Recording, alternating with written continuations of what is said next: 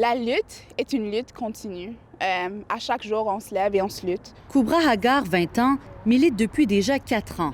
Elle a commencé en dénonçant les injustices vécues par elle et ses amis à l'école et dans la rue. Aujourd'hui, elle continue de scander Black Lives Matter pour que sa vie et celle des autres personnes noires soient prises en compte. On n'a jamais vraiment la chance de dire que c'est une choix qu'on veut faire, cette décision d'aller dans la politique ou dans la communauté ou pour organiser dans une communauté parce que c'est quelque chose qu'on est forcé à faire. Kubra se mobilise particulièrement pour retirer la présence policière des écoles d'un conseil scolaire de Hamilton. Selon elle, il faut réduire le financement de la police et redistribuer ses fonds à la communauté. Des demandes de réforme qui résonnent aussi dans Janie Finch, le quartier torontois qui recense le plus de fusillades par année. It's disgusting to see that we're still talking about Black Lives Matter. Kadiatou Berry, aînée de 6 enfants, sensibilise ses frères et sœurs à la brutalité policière, aux conséquences du colonialisme et à l'importance de connaître ses droits. We're tired of saying it, just like how people are tired of hearing it. But at the end of the day, the fight needs to continue because there are things still happening where it's police brutality, where it's like not being able to get a job based on my area code or the color of my skin or even my name. Les policiers sont visiblement présents dans cette communauté. Les résidents se sentent surveillés. Carding is a big thing that happens here, okay? We feel like we're automatically going to be carded, like it's a part of our lifestyle now. Whereas some students grow up and all they have to worry about is playing and, getting good grades, and we have to worry about survival.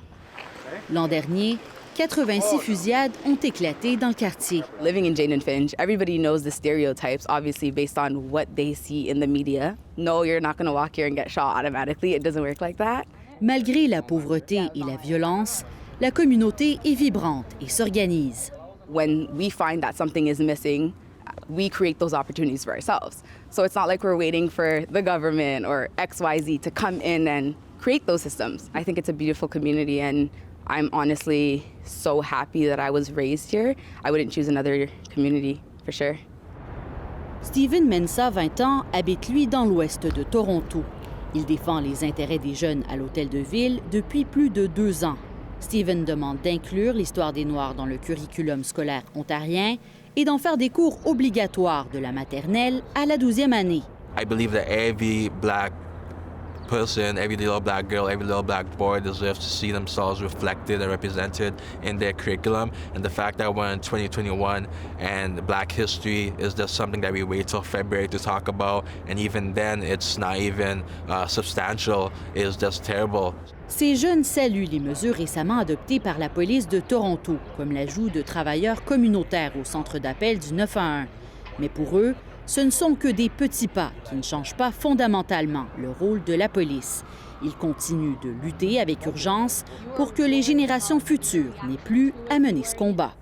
Ici Myriam Edaya, Radio-Canada, Toronto.